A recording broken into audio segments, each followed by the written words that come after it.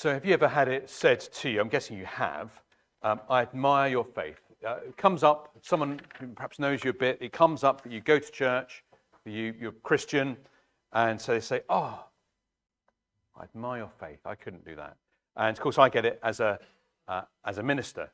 There's an assumption that I have faith plus, faith deluxe or whatever it is. But the issue is actually not how much faith you have, but where you put it. The more faith that you have, the more confident and comfortable you will be. But far more significant than how much faith you have is where you put it, or rather in who. So everyone here, so some of you might go, oh, I don't have much faith. Everyone here is exercising faith right now. You are, for example, sitting on those flippy chairs, and you're assuming you still will be by the end of the sermon. That's faith. And it's reasonable faith because you've done it before, but the first time you did it, it involved faith. You didn't even think about it, did you? But you involved faith. You're going to drink tea and coffee afterwards. You assume it will do you good, at least no harm. You're exercising faith. And it doesn't matter, does it, how much faith you have. Is the thing you're putting faith in working? So some of you might, I doubt it, but some of you might sit going, but it holds you. And some of you just plonk your weight down in one go and it holds you. It doesn't matter. Does the hinges work? For your information, they're replacing them all in July. So obviously they're coming to an end of a lifespan, but you've all exercised faith in that way. It doesn't matter how much faith you have. It's does it work? And in turn, when we think about that, there's other issues that touches on, common issues that Christians face. Like, how do I know that Jesus loves me in my sin? Why do I keep on sinning? How do I know he'll be gracious to me? Where did you put your faith? We'll answer those questions. Not how much faith do you have, where did you put it? And we see this all over the Bible, but we see it really clearly here in the second half of Mark 5, where we are presented with a sandwich. I know you know what a sandwich looks like, but for illustration. 2 bits of bread, sometimes nicer than others or bigger than others, with something tasty in the middle. And to make things absolutely clear, open sandwiches are not sandwiches. It's an oxymoron. They're not real. And Mark and the Bible generally loves sandwiches. They serve them to us all the time. Now, what I mean by a sandwich is you get 2 things said with something related in the middle. And so you get an A, B, A structure. And sometimes it's more sophisticated than that. So sometimes you get an A, B, C, D, D, C, B, A structure, something like that. And you might have heard this before in some churches or conferences where people talk about a chiasm. And that's from the letter chi, which looks like an X to us. So the main point is in the middle. And now some preachers, I've noticed, have chiasms, and they need to be delivered from them and healed from seeing chiasms where they are not chiasms. But sometimes it's really obvious. A, B, A sandwich. And so what Mark does here is he gives us a series of events. I think just happen like this. But he highlights faith. There's lots of things he doesn't tell us, but he highlights faith. And it comes out as a sandwich. So there's a man called Jairus, and he goes to Jesus to bring Jesus to his sick daughter. And en route, he's interrupted by a woman who tries to secretly touch Jesus. And then the story continues with Jairus. So you've got Jairus as the bread and the woman as the filling. And both encounters help us understand the other. So Jairus will help us understand the woman, and the woman will help us understand Jairus. Now, they're 2 very different people, but it makes the same point about how we trust Jesus. So let's quickly contrast them. How are they different? And at the end, we'll think about how they're the same. So Jairus has a status. He was known in the community. He's a synagogue ruler. And to state the most obvious thing that you may have missed, he's named. We know his name. The woman is unseen. She has no status. And to us, she's unnamed. I presume she had a name, but we're not ever told, which highlights just how obscure she is. Jairus' faith is extravagant. It's for everyone to see. The woman is tentative. She just secretly touches Jesus. Jairus goes to Jesus about his daughter, who's very ill, and then dies. The woman has a long-term chronic condition. Jairus' daughter is 12 years old. We're told at the end of the chapter. The woman, we're told, is suffering for 12 years. So suffering lasts 12 years, as long as Jairus' daughter was alive. Jesus takes the girl's hand. He goes and reaches out and touches her hand. The woman reaches out and touches Jesus. And there's other contrasts as well. So there's some direct contrast, but it shows a similarity. Both are unclean. So the woman is unclean and the daughter is unclean when she dies. Think about that in a second. And they're both desperate. And when you're unclean, if you touch something unclean, you become unclean. So they have that in common. They're both desperate. So we're going to focus on each a bit. We'll focus on the bread, then the filling. And we'll see their faith. And so let's look at the bread first. Jairus, he's high-risk faith. In verses 21 to the beginning of 24, picks up 35 to 41. Now, I already said it's extravagant, but it's high risk. Let me explain what I mean by that. Jairus, we're told in verse 22, is a synagogue ruler. It's a bit like a minister, I guess. And in public, he goes to Jesus and begs him. The word in the ESV is implore, but actually it's the same word we had last week, twice. We had the demons beg Jesus to go into the pigs, and the man begs Jesus to go in the boat with him. And this man begs Jesus to follow him. So he's desperate. This is life and death, if you hadn't noticed. And he does so, in verse 1, he does so in front of the whole crowd. So we've seen already, haven't we, put all this together, Jesus is out of favour with the Jewish religious establishment. So in doing what he does, Jairus is risking a lot. Okay, this is all of the church saying, steer clear of Jesus in front of everyone. He goes, Jesus, come and follow me, and begs him. He's risking his livelihood and his status. And why would he do that? Why would anyone do that? Well, two reasons. One, he's desperate. There's nowhere else for him to turn. And related, Jesus is worth it. He's worth losing everything for. If Jesus can help and nobody else can, then it's worth losing everything for what he brings. And so off they go. But then there's an interruption, and we'll come back to that in a moment. But look at how the interruption affects Jairus. We look at the woman all by herself. She's worth it. But let's just think of how the interruption affects Jairus. The woman isn't actually looking for Jesus' attention, quite the opposite. Jairus is against the clock. But Jesus does not rush the woman. He takes his time with her. And so the interruption, so if Jesus coming is going to help the woman, help the daughter who's dying, this interruption effectively kills her. The interruption means that Jesus doesn't get to her in time. Jairus' daughter dies because of the interruption.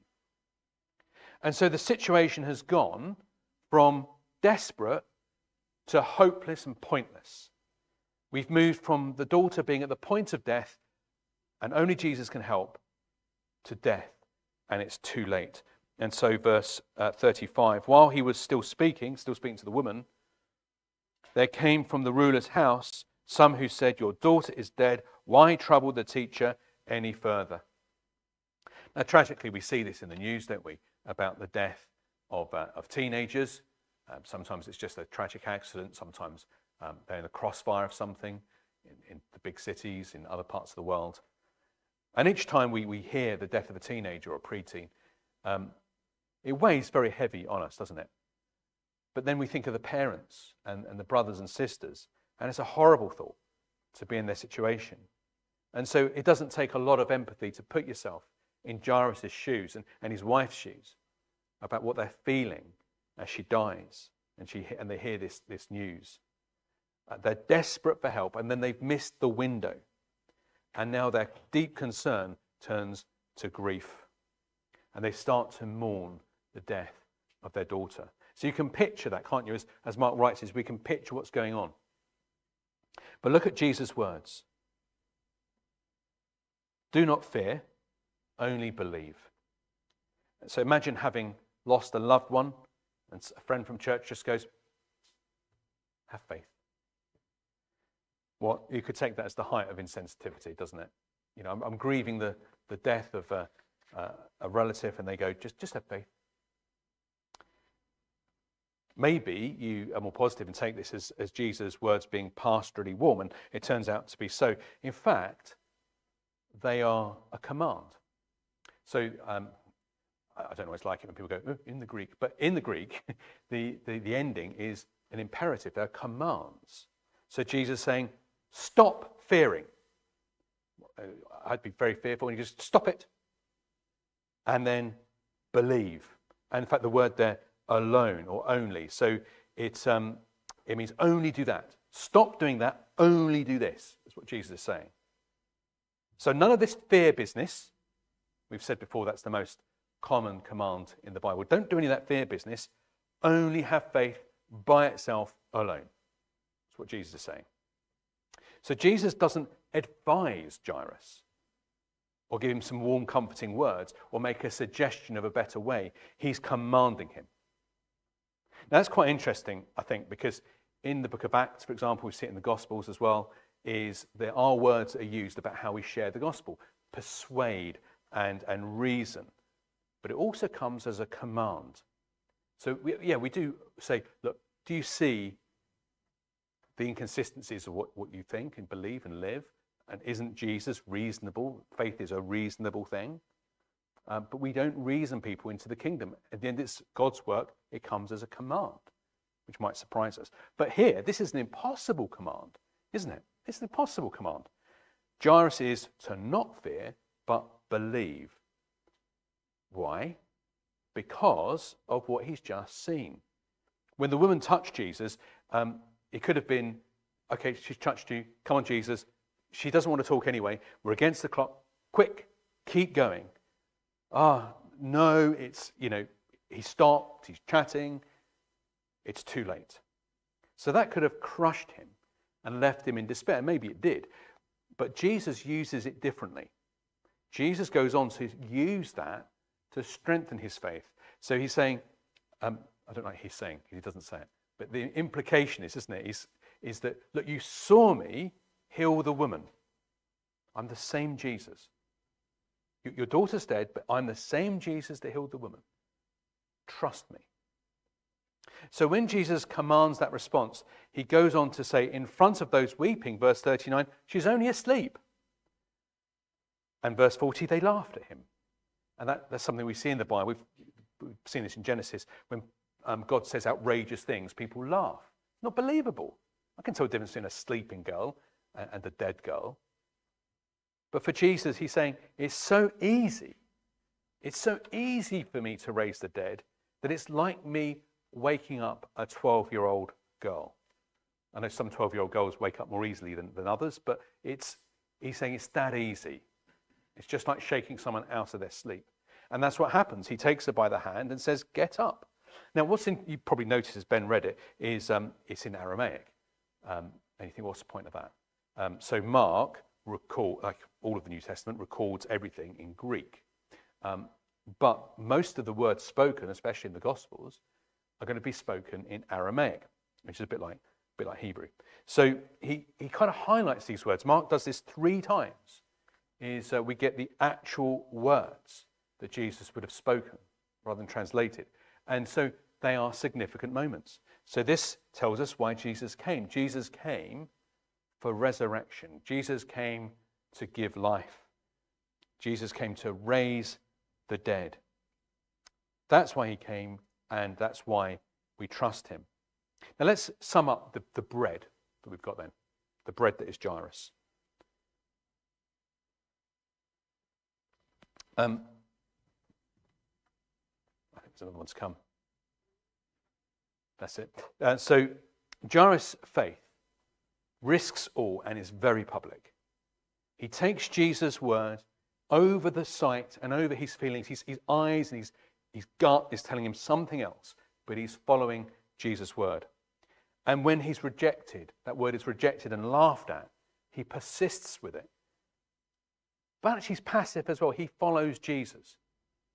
Jesus takes the initiative all the way through.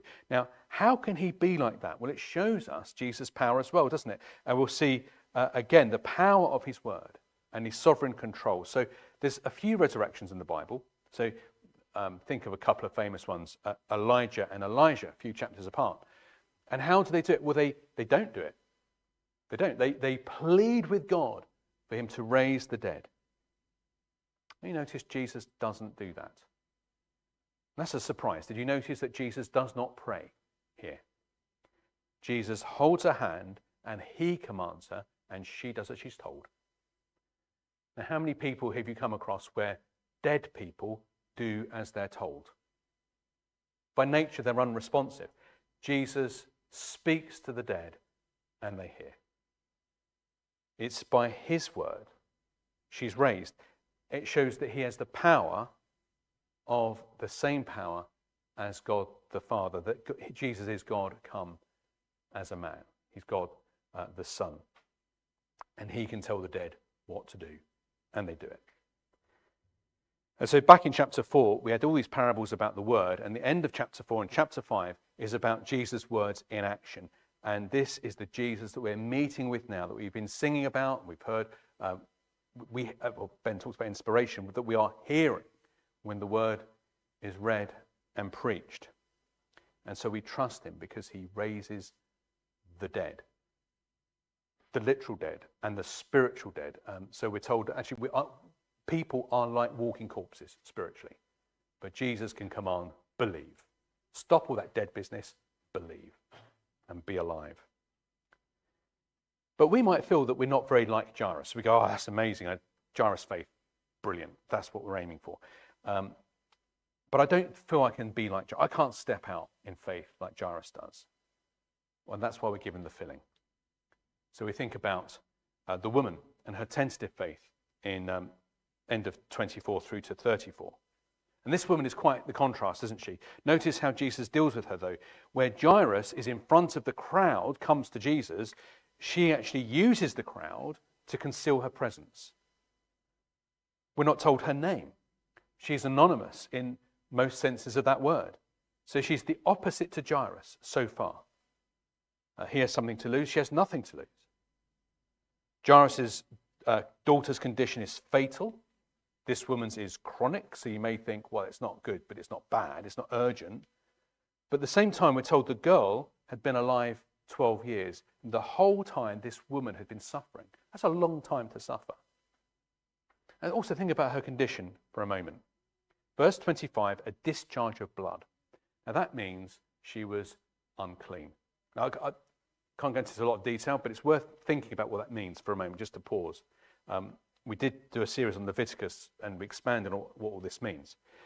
Ceremonial uncleanness is not about being morally wrong as such, but it's a teaching aid about the purity of God. So nothing unclean, air quotes, unclean, goes into the temple, into God's house. That is things that remind us that the world is wrong and fallen and about death. So most of us, if not all of us, if we were living then, at some point or a number of points through the year would be unclean, ceremonially unclean, because of health, because of your house, if it had mildew, because of your job, if you dealt with leather, for example, because if you would have to move dead relatives from time to time. So most of us would be unclean at some point. Something unclean touches something common, it becomes unclean, not the other way around. And women, you don't have to deal with this now, but women would be unclean in their monthly cycle because blood is a reminder of death. Now, there's no shame in that, and people wouldn't go, ooh, unclean. People understand you have monthly cycles, and that would just be that. It was just a reminder for the community, we're dying, and death has no place in God's presence. But this woman would be permanently in that state. It wouldn't be just something like, oh, it's happening again. Permanently in that state. So permanently, she'd be excluded from the temple. And that would make her isolated from people. It's where you meet people, but also people wouldn't want to touch her because they'd become unclean, albeit only temporarily. So we'd have sympathy with this woman if it was just a chronic condition. But for her, it's not just about health. It's so much more. It's social and religious. She is anonymous. So in some ways, she's not as urgent as Jairus' daughter. The little girl's going to die. But it's not much of a life for her, though, is it? If you look at verse 26, she suffered under many physicians and had spent all that she had and was no better, but rather grew worse. She had run out of options. She spent all her savings and no doctor can help. She's a desperate woman. And we find her in the crowd. And I can't help but wonder, was she touching people? I think they don't know who I am, so no one will know, perhaps. And she keeps quiet. She doesn't want to be known. Incidentally, did you notice why she's there? This thing that Mark just drops in, verse 27. Someone had told her. We'd love to know a bit more about that. We're not told. But someone had told her. And that someone has put Jesus in her mind, and it's changed her life. And so her view, you might even think it sounds a bit superstitious, doesn't it? If I just touch him, nobody need ever know if I just touch him. And so she does. And verse 27, she thinks he'll never know this, but he does. Verse 30. Jesus, perceiving in himself that power had gone out from him, immediately turned about in the crowd and said, "Who touched my garments?" And the disciples think this is a ridiculous question. Like, be quicker to say, who didn't touch you? Everyone's touching you. It's a crowd. But one touch was different. So think about her isolation due to her status as being unclean. Could you imagine, you're on your way to temple, you touch someone who's unclean because they've moved their dead uncle, or because monthly cycle, or whatever it is. They touch you and you're like, can't go to temple now. That's annoying. That's how her life would have been all the time. Jesus does not react like that. Jesus does not shun her. He's not ashamed of her. He's on a tight timetable, but he takes time for her. He's never too busy. It's time she didn't ask for, let alone expect. And something remarkable happens in verse 33 and 34. But the woman, knowing what happened to her, came in fear and trembling and fell down before him and told him the whole truth. And he said to her, "Daughter, your faith has made you well. Go in peace and be healed of your disease." So she did it in secret, but Jesus doesn't leave her in secret. Jesus draws her out into public. It's the other way around to Jairus, isn't it? So Jairus, very public, ends up in secret. Secretly, he raises the dead and says, "Don't say anything." She comes up to him in secret and pulls her out into the public and says, "You are well." And in fact, the word there, "well," can also be translated saved. And the result is she's restored to the temple, to worship and to society. Jesus, we saw, puts people back together again last week. He restores people to other people and to God. Maybe we can relate to this woman perhaps more than we can to Jairus. We are, and maybe this is a shocker for a few of you, but most of you know this, we are obscure. Everyone here is obscure. People won't be writing history essays about us in 100 years. Some of us have long-term suffering of one kind or another.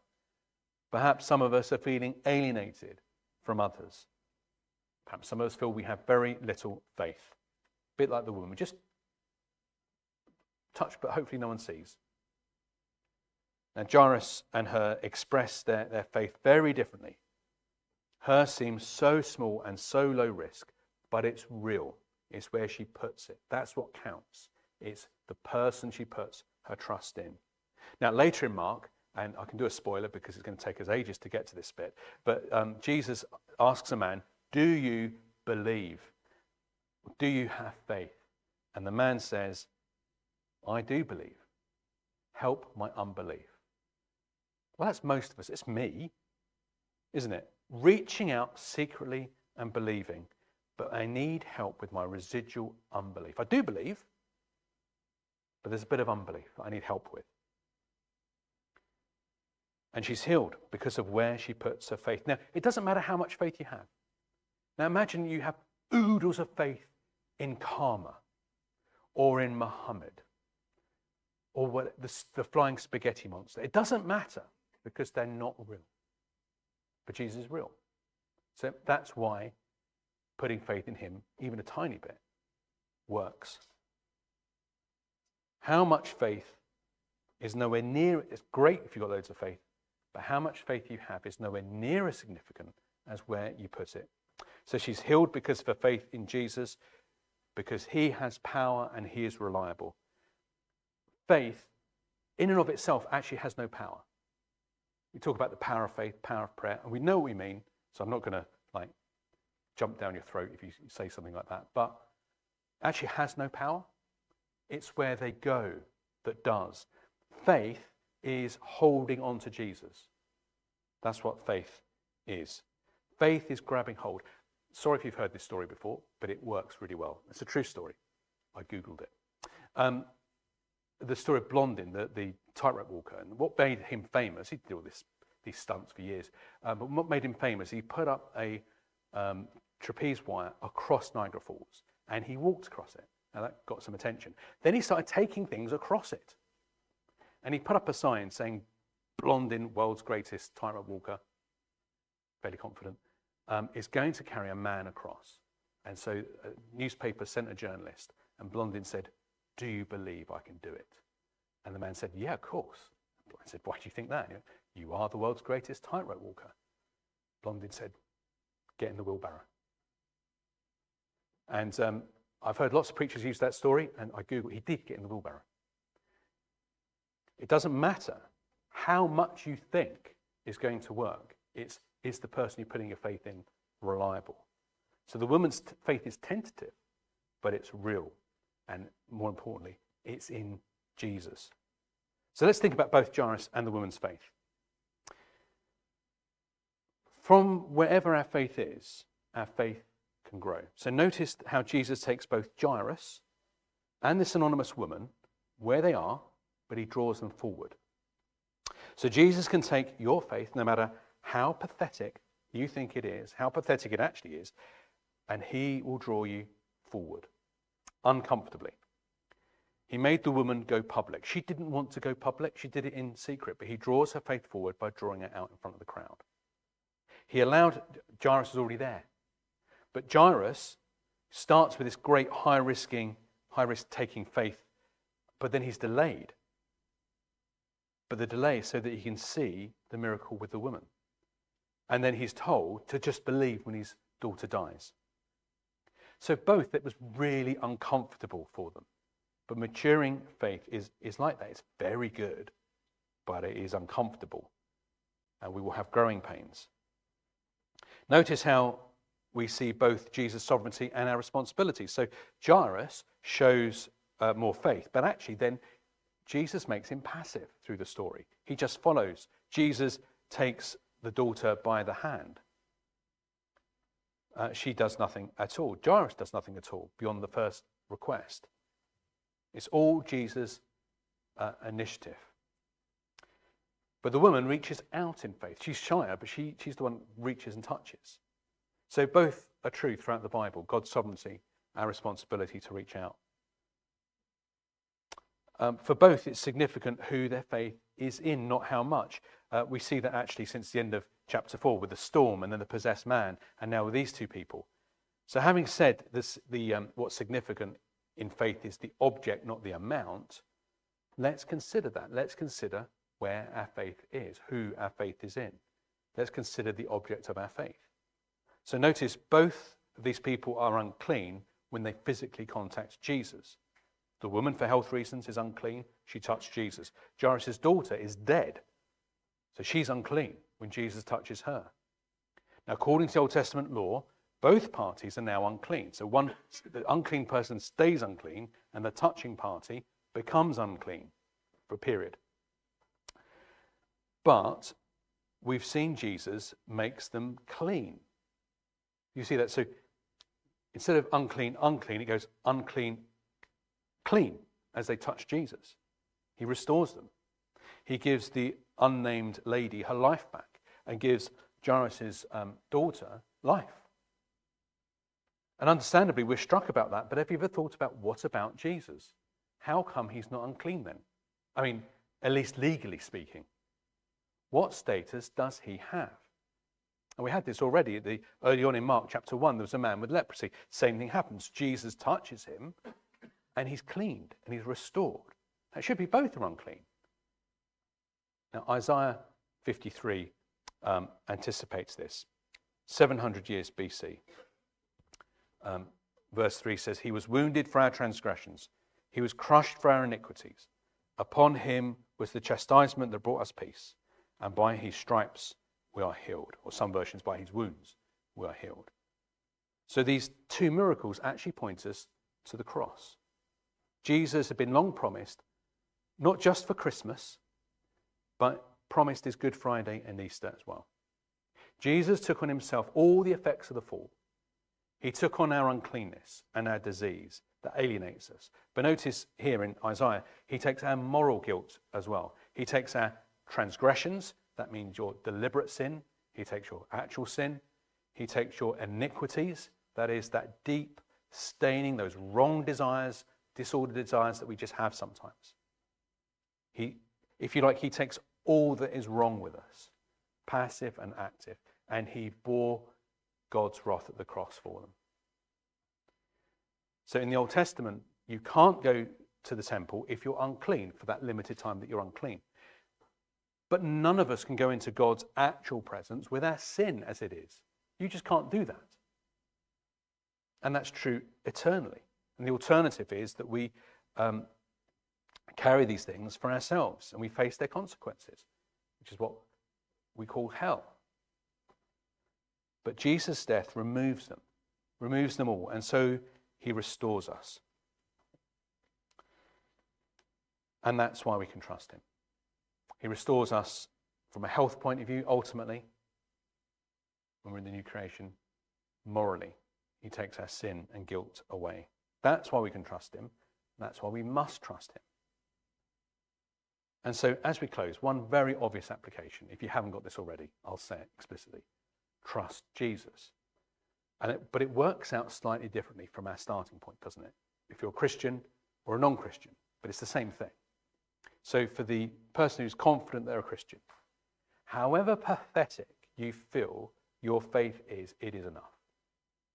You might not think it's enough, but it's enough because of where you put it. However bold your faith is, you still need to mature.